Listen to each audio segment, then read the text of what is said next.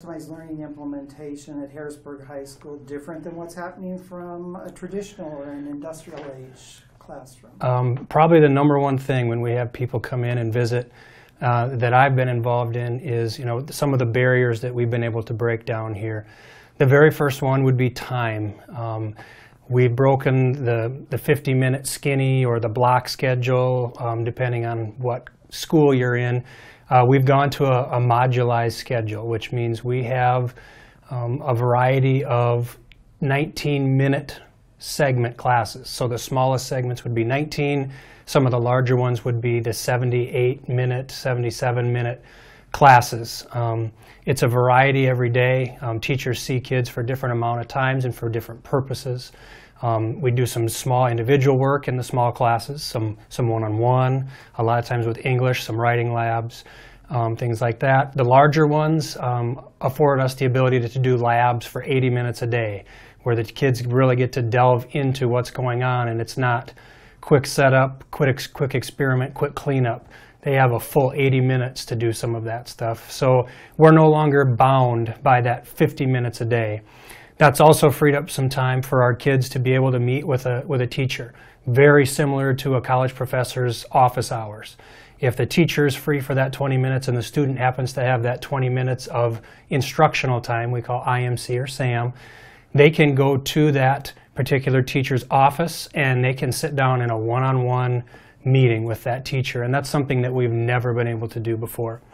So that's the first barrier. The second barrier we looked at, while we do classify kids in grade level, as they move on, they may be at a sophomore level in math because that's a strength for them, and they're still finishing up their freshman year of English because that's an area that they may not excel in.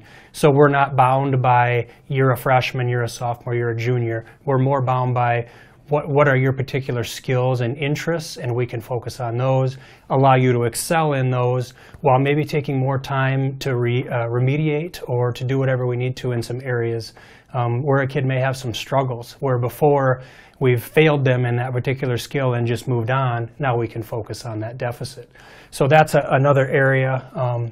Teachers teach different here. If you walk into a mod class, you see a lot of small group work, a lot of individual things.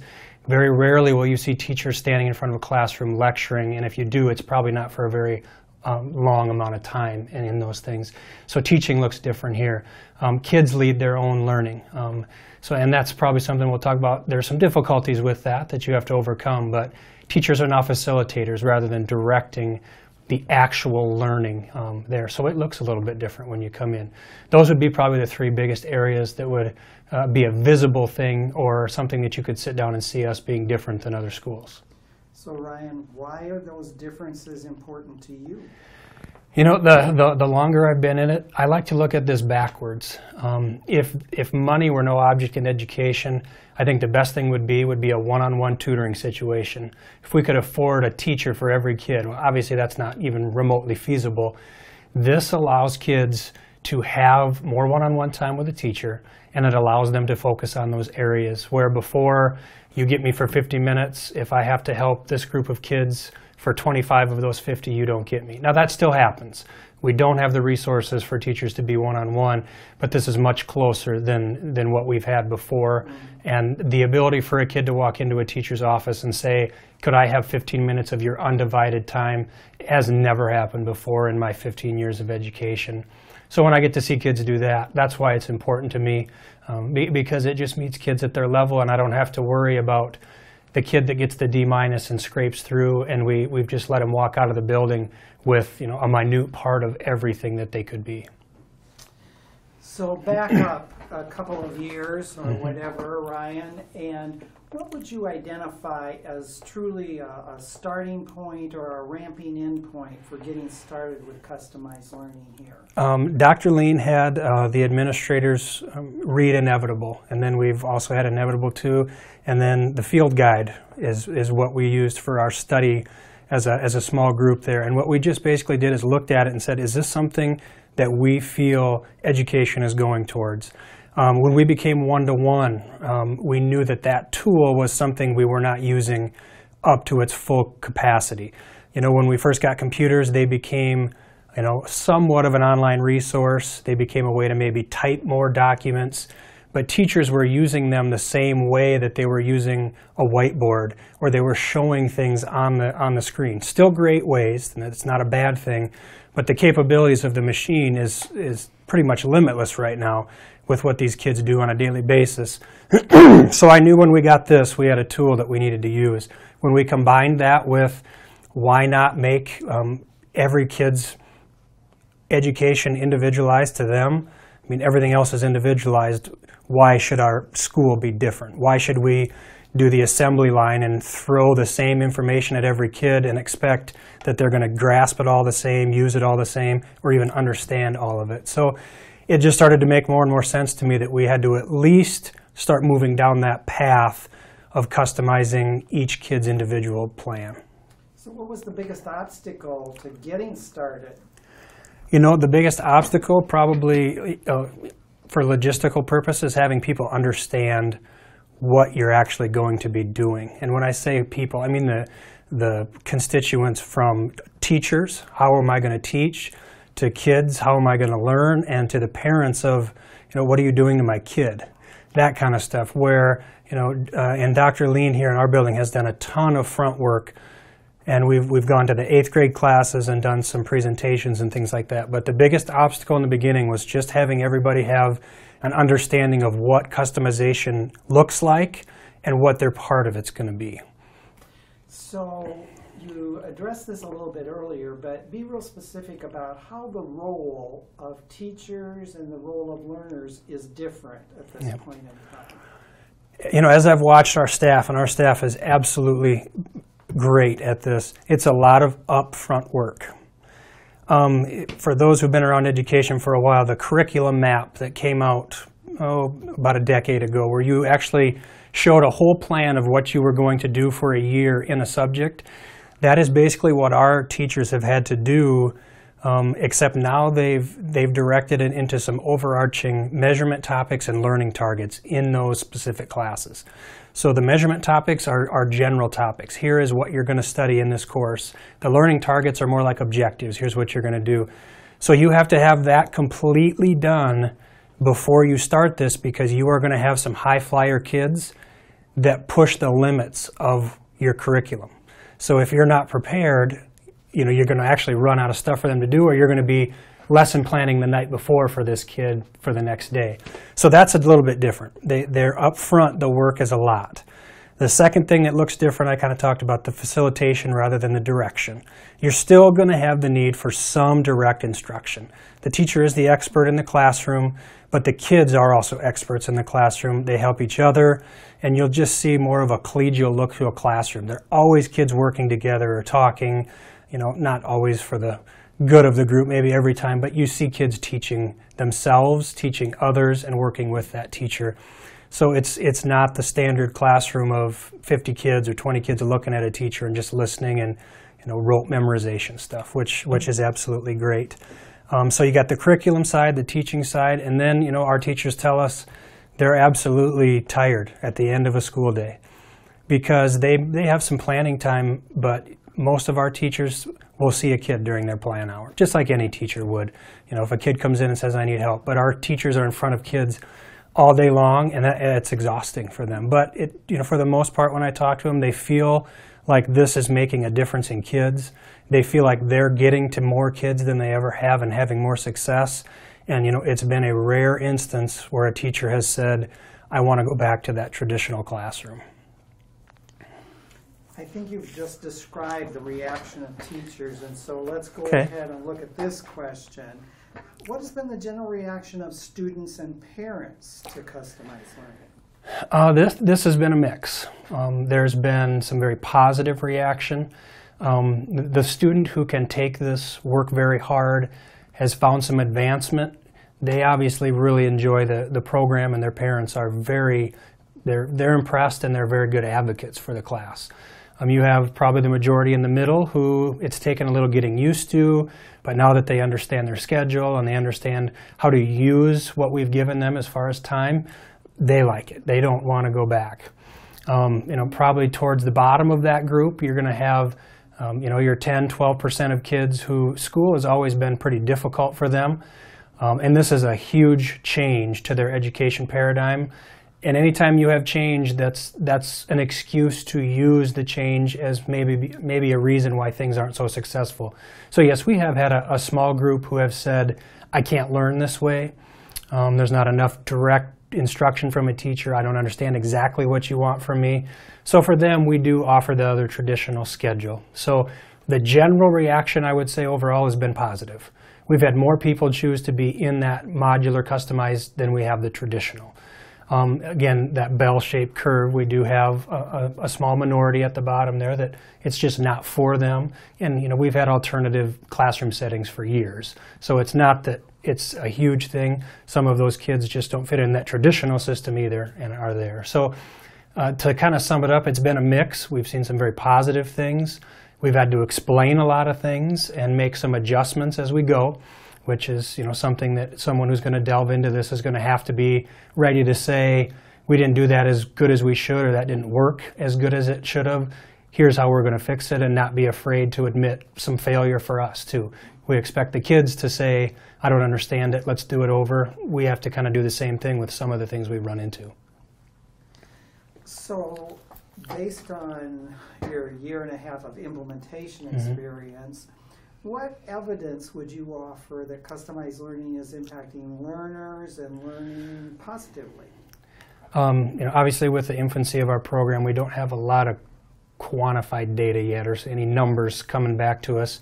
Some of the areas that Dr. Lean did look at right away, and we were able to compile some comparisons between our 8th graders 2 years ago and the first group of 8th graders that came over. We've seen a slight increase in their GPA.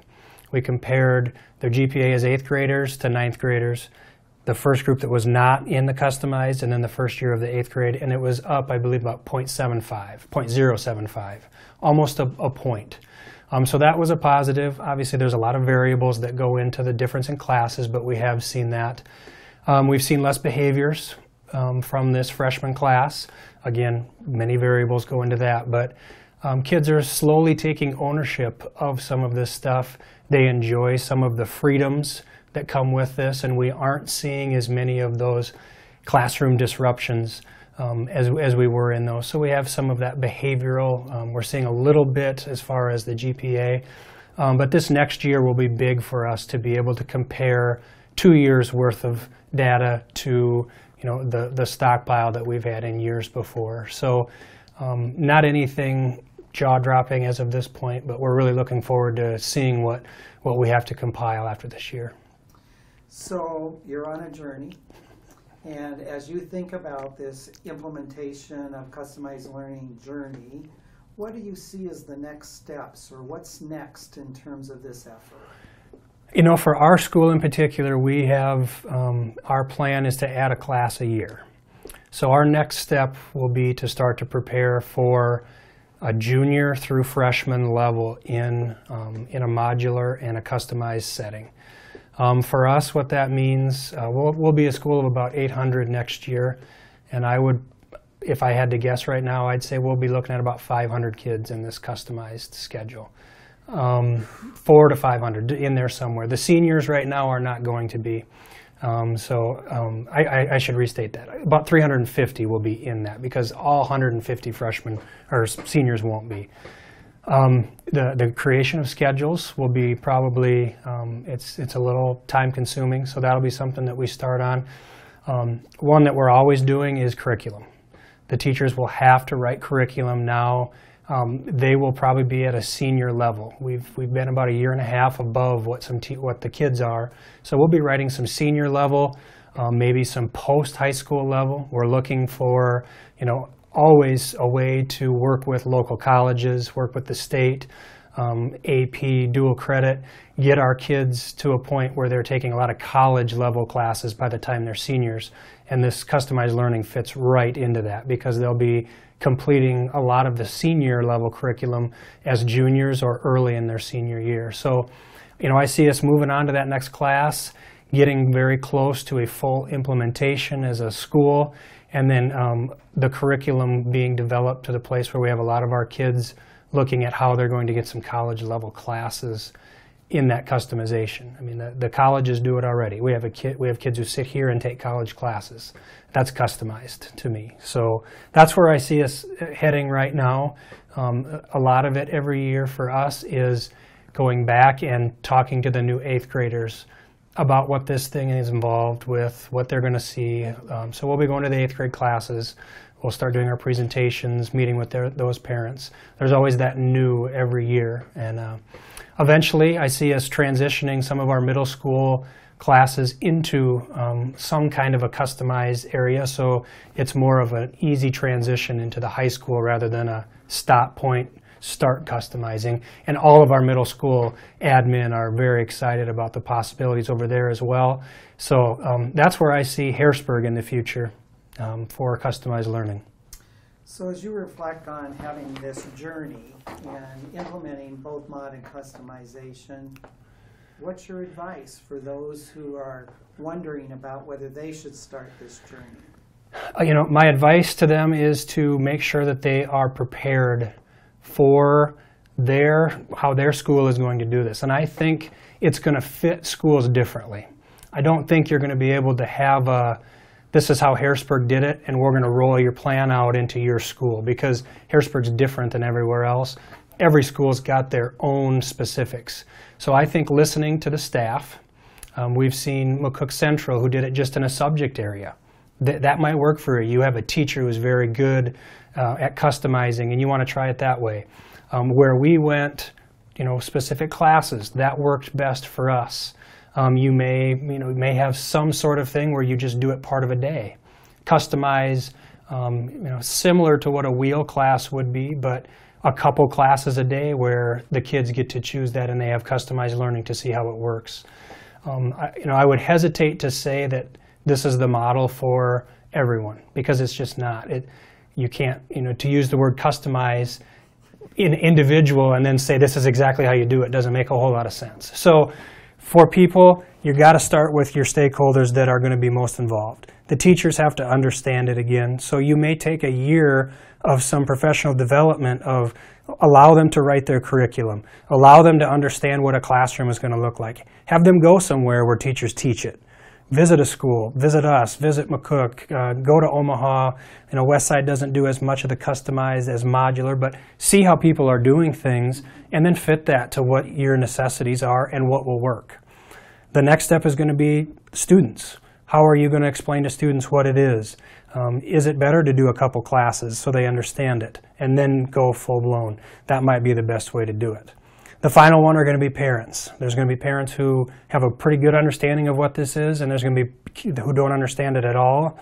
And anytime you mess with something that's been so standardized for years, the parents went through it, their parents went through it, their grandparents probably went through this same system, and now to tell them we're going to do it differently, it's a scary thought for some of them to say it's worked for so long, don't mess with it. I don't want my kid to end up not getting an education. So there's going to be people who are very hesitant to allow their kid to go through it. So overarching, make sure your plan is in place as far as how you're going to go about it, what parts you're going to customize. Have that set before you go through it, because while you can't plan for everything, having that to fall back on when things maybe don't run as smoothly is better than flying by the seat of your pants and then you get caught behind in curriculum or something like that. Okay, good advice. So as you reflect on the last couple of years, and particularly this year and a half of implementation, what is an anecdote or an experience that was really meaniful or impactful from your perspective, for you or for students or teachers? What comes to mind? The first time it hit me that this was going to be a little different. Obviously, when we made the creation of everything was kind of a whirlwind of new. We didn't have any place to go, so that was the first thing, was creating a schedule out of nowhere and looking at that thing. But the first time it actually hit me what we were doing was the very first time a teacher came down and sat in my office and said, I have a student who just finished Algebra 1, and we were just past that first quarter.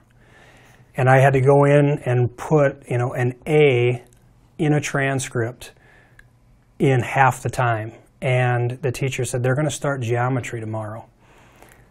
And we just kind of looked at each other like, what would this kid have done for the rest of those 9 weeks in a traditional classroom? I mean, not that we're not hurting kids, obviously, but we're just not letting them be who they are and learn. So that kid was that quick and understood the problems, and we're getting kids class and a half or 1.5 credits in a year. That's where it actually dawned on me that, hey, this is actually working. We have kids who are accelerating themselves. And that's obviously just one example of things. The other thing, if I want to go the other way, the time management piece of this program is very, very difficult for kids. It reminds me a lot of when I talk to kids who come back after graduation, like right now, Christmas time. I see a lot of kids who come home at Christmas time and I talk, how's college? Oh, those first weeks, you know, I didn't go to class, I didn't do that kind of thing, and I hear those kids, or I see a kid who dropped out of school, and they still come back and say hi to us, and I'm going to go back, I'm going to take a semester off and just get myself prepared. It's the very same thing we're seeing with some of our freshmen and our sophomores, where if I don't have to work because there's not someone holding my hand saying it's time for math, and I fall behind, second semester, they come up to me and say, "Gal, I wish I would have understood how to use this program earlier." And there's just no way to give that to every kid and say this is exactly how it works and have them take off. But to see a kid gain that, you know, that time management as a freshman in high school and see it build, I just think the significance of the number of kids that we're going to see drop out of college or any post-high school area, whether it's military, associate's degrees, that kind of stuff, it's going to blow us away. The number of kids who are prepared to learn on their own and to be the leader of their own education. I think colleges are going to see that. When they see a Harrisburg graduate, they're going to want Harrisburg graduates to come to their school because they know they're prepared and they know they're going to stay. So, you know, those are just some of the small things that I'm seeing. You see a 14, 15-year-old kid go, I get this now. And to see that quick development and maturity, most of the time you see it between freshman and senior year, but I'm seeing it now in sophomores. And this freshman class is even faster the more we're in it. They're grasping it even quicker than the first year we did it.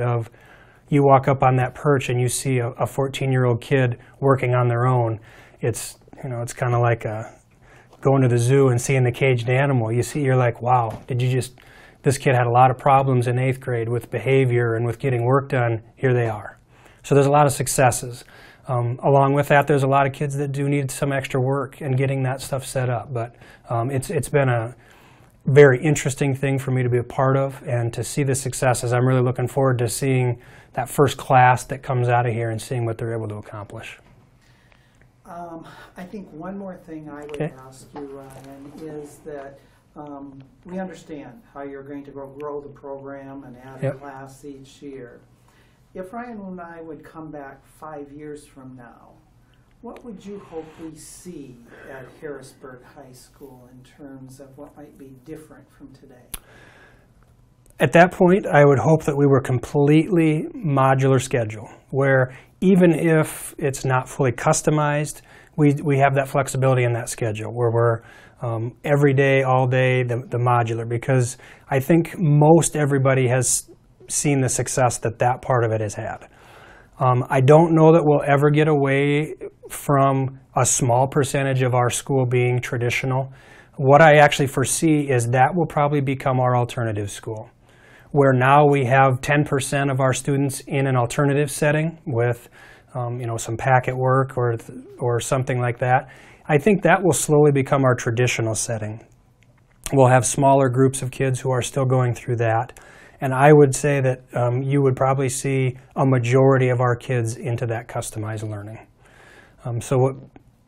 Specifically in Harrisburg, you'd probably either see another high school built or in addition to this high school. We'll probably be 1,400 to 1,500 students. So we'll almost have doubled in the time that you're sitting here with me.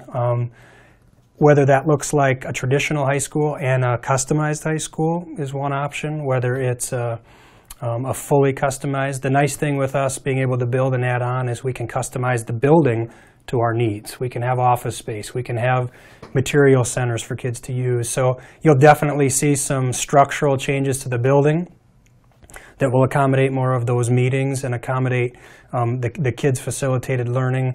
Right now we're lucky enough to have the perch that worked out for us because we had it, but so we'll look different. A majority of our kids, I think, will be in that customized curriculum, and then the schedule, I think, will be completely modular, where we'll have some fluidity to the schedule and allow kids to move from place to place and really focus on the areas that they need some help with and also areas of interest. Thank you. Good job, fella. Yeah. I think we got exactly what we need. Okay. You know, as I think about it, I think your perception of that future is probably pretty accurate. There's always going to be that percentage of kids that don't fit the mold, Yep. whatever we have as the mold. I think we can cause that percentage to be pretty small if we start the customization philosophy at kindergarten. Yeah. Because then I think that by the time they get to high school, they will have learned to be more independent, responsible learners. And so, no, it may not be perfect for every kid, but I just think we can really get that to a small percentage at some point. That will be absolutely great. And the other thing I see, and it's not a fun part of education, is I see some kids who are going to be spending some more time in elementary and in middle school gaining skills. Yeah. Where you can't hold a kid back unless their parents agree to it. And we're getting kids at the freshman level that don't have freshman level skills. If it's truly a customized and they're not to that place yet, you may see a kid who spends an extra year, year and a half. I can even see 8th graders coming over here early. You got it, fella. You got it. when that piece is there. So that would be great to have that in those lower. And they're getting close with just the skills-based report cards. I mean, for them, it's easier to customize because they're in the classroom with the one teacher who's the math teacher and the science teacher and that. So they can customize within their own classroom, and they do it already. If kids are struggling reading, they skip some math time and they do more reading. So they have that ability, and that skills-based report card is a way for them to just customize right now. And if we can get kids all at a very similar skill level as far as their development by the time they're freshmen, it makes it that much easier for us to not have to reteach some of that stuff and move forward. Some real cultural issues in terms of getting our parents to understand and appreciate that kids need those skills, Yep. and it's not just it's time to move on. Well, and that becomes a big part of our discussion with them is you really want your kid to move on without this skill.